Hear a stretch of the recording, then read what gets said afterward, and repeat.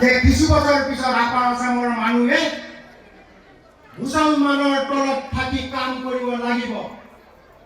এজন মুছলমান যুৱ নেতাই যিটো কথা কৈছে সেই সৃষ্টিটো হিমন্ত বিশ্ব শৰ্মাৰ সৃষ্টি।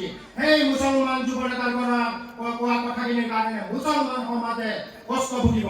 গতিকে সেই মুছলমান নেতাজনে বিজেপিৰ দালালি কৰি কথা কৈছে উজনি অসমত ভোট বিভাজনৰ কাৰণে আৰু বদলি ৰাজবল এতিয়া অসমৰ ৰাজনীতিৰ পৰা আঁতৰি গৈছে।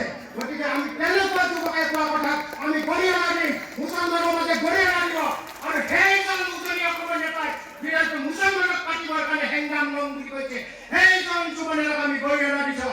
আৰু মুছলমান আৰু হিন্দুৰ মাজত কাজিয়া কৰিবৰ কাৰণে যি সৃষ্টি হৈছে এইটো হিমন্ত বিশ্ব শৰ্মাৰ সৃষ্টি। আৰু কংগ্ৰেছ দলে তাৰে গৰিহণা দিয়াৰ কাৰণে আমি আগবাঢ়ি যাম। আৰু সেইজন যুৱ নেতাক দালাল বুলি আমি গৰিহণা দিছোঁ। আমি আগবাঢ়ি যাব লাগিব হিমন্ত বিশ্ব শৰ্মাৰ বিৰুদ্ধে। তেখেতে কৰা কামৰ বিৰুদ্ধে তেখেতে সংবিধান শক্তিশালী কৰিব খোজা নাই। এই কামৰ জৰিয়তে তেখেতসকলে সংবিধান দুৰ্বল কৰিব গৈছে।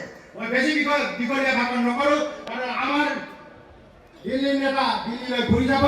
গতিকে শেষত আকৌ কৈছোঁ মই লগত কওঁ